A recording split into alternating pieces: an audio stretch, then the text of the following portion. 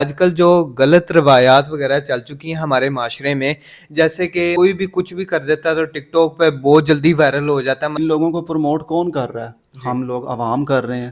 اب کوئی بے ڈھنگا قسم کا کام کرنا شروع ہو جاتا ہے۔ وہ رابعہ پیرنی گئی ہے، اس کا کوئی نام پتہ بھی نہیں تھا کسی کو۔ بالکل ایک بندے نے جا کے انٹرویو کر لیا اس کا، وہ وائرل ہو گیا، تو لوگوں نے دھڑا دھڑ اس کے انٹرویو کرنا شروع کر دیا جیسے اللہ معاف کرے کہ وہ واقعی کوئی پیرنی ہے۔ اور اس میں کہتا ہوں کہ ان سے زیادہ ان لوگوں کا قصور ہے، ان اینکرز کا قصور ہے جنہوں نے اس سے جا کر اس طرح کے سوالات کیے ہیں، اس کو پروموٹ کیا معاشرے میں، کسی کو اس کی خبر تک نہیں تھی۔ یہ تو پیغمبروں کی سنت ہے جوانی میں توبہ کرنا، تو ان کو بزرگوں کو تو اس وقت مسجد میں ہونا چاہیے۔ 50 سال کے 60 سال کے جو لوگ ہیں ہونا تو پہلے چاہیے، لیکن یہ اس عمر میں آ کے اگر اس طرح کی حرکتیں کریں گے تو وہ معاشرے میں کیا چیز پھیلا رہے ہیں، کیا لوگوں السلام کو پیغام علیکم دے رہے ہیں۔ دوستوں، میں ہوں محمد عمیر بٹی اور امید کرتا ہوں کہ آپ لوگ بھی سب خیریت سے ہوں گے۔ آج ہم موجود ہیں آصف بھائی کے ساتھ، جو کہ ماشاءاللہ کافی اچھے ورکر ہیں، میڈیا پرسن ہیں۔ ان سے ہم پوچھتے ہیں کہ آج کل جو غلط روایات وغیرہ چل چکی ہیں ہمارے معاشرے میں، جیسے کہ کوئی بھی کچھ بھی کر دیتا ہے تو ٹک ٹاک پہ بہت جلدی وائرل ہو جاتا ہے، کوئی چول بھی مار دیتا ہے تو ٹک ٹاک پہ بہت جلدی وائرل ہو جاتا ہے، جو کہ غلط روایات ہمارے معاشرے میں پھیل چکی ہیں۔ سب سے پہلے رابعہ پیرنی کا نام آئے گا، جو بہت گستاخانہ اس نے باتیں بھی کی ہیں، اور دوسرے نمبر پہ اختر لاوا کا نام آئے گا، جو اپنے آپ کو لاہور کا پاوا بھی کہتا ہے، اس کے بارے میں پوچھتے ہیں ان سے۔ اور تیسرے نمبر پہ عائشہ، جو کہ ڈانس اس نے کیا، ڈانس ویڈیو بہودہ ڈانس کیا، اور اس پہ اس کو سننے میں آیا کہ 2 دن میں 3 کروڑ کما لیے ہیں۔ تو اس کے بارے میں ہم آصف بھائی سے پوچھتے ہیں اور ان سے ان کے جو تاثرات ہیں وہ آپ کو بھی بتاتے ہیں۔ جی آصف بھائی، تو ہمیں بتائیے یہ جو ٹرینڈ پھیل چکے ہیں ادھر، پہلے تو آپ رابعہ پیرنی جو ہے پیرنی بنی ہوئی ہے، اس کے بارے میں بتائیے ہمارے آڈینس کو کہ کی سچائی کیا ہے۔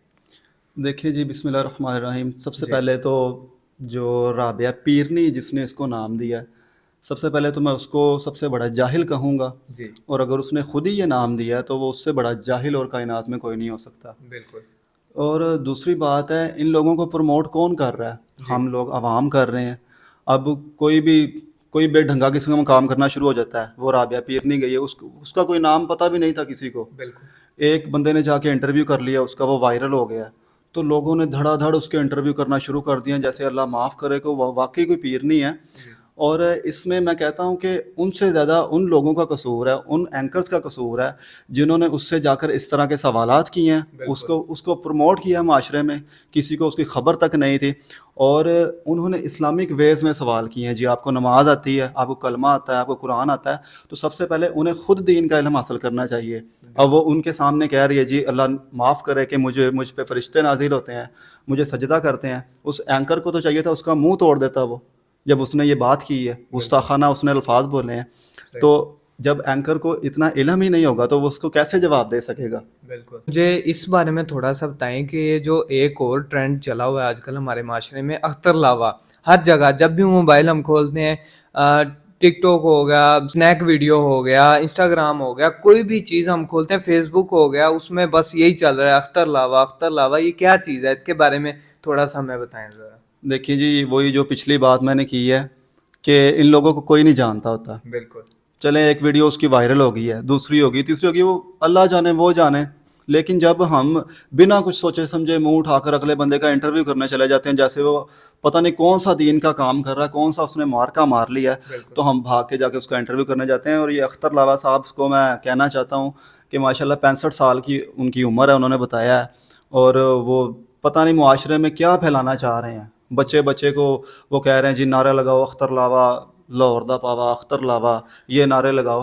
تو اس طرح کی وہ چیزیں پھیلا رہے ہیں معاشرے میں جس کا کوئی وجود ہی نہیں ہے، جس کا کوئی مقصد ہی نہیں ہے، ایک فضول کام، ٹائم ویسٹنگ کام، اور ایک مطلب جن کو لوگوں کو اسلام پر چلنا تھا، جو بزرگ ایسی عمروں میں، حالانکہ مسجد کا رخ تو جوانی میں کرنا چاہیے، یہ تو پیغمبروں کی سنت ہے جوانی میں توبہ کرنا، تو ان کو بزرگوں کو تو اس وقت مسجد میں ہونا چاہیے۔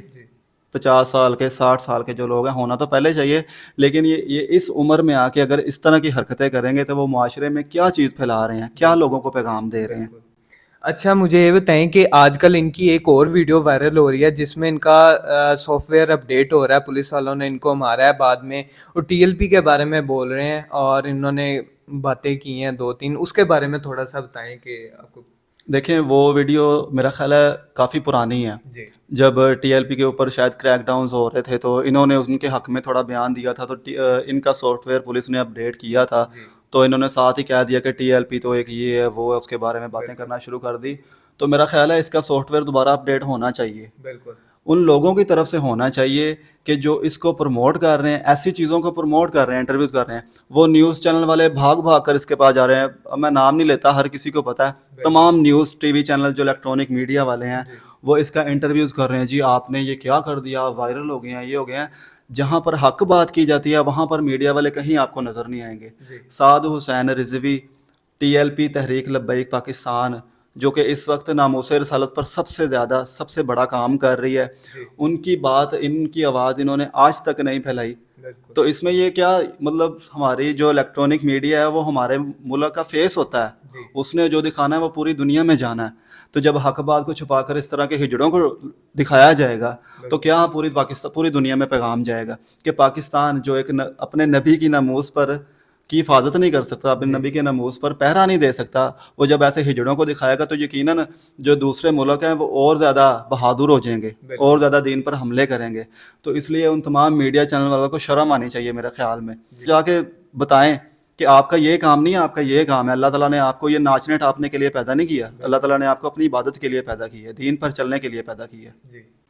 اب آصف بھائی مجھے بتائیں کہ وہ لوگ جو ایسی چیزوں کو پروموٹ کر رہے ہیں ان کے بارے میں آپ کیا کہنا چاہیں گے, مطلب کہ سوشل میڈیا اور یہ ڈیجیٹل میڈیا وغیرہ, اس کے بارے میں کیا کہنا چاہیں گے آپ؟ دیکھیں اس کے بارے میں تو میں نے کہا ہے کہ جن کو کوئی جانتا, جن کو کوئی منہ نہیں لگاتا, سیدھے لفظوں میں جن کو کوئی منہ نہیں لگاتا, ان کو یہ راتوں رات سیلیبریٹی اور پتہ نہیں کیا سے کیا بنا دیتے ہیں. تو سب سے پہلے ان کو سوچنا چاہیے, جو بھاگے بھاگے جا کر ان کے انٹرویوز کرتے ہیں صرف چند ٹکوں کے لیے, چند ویوز کے لیے.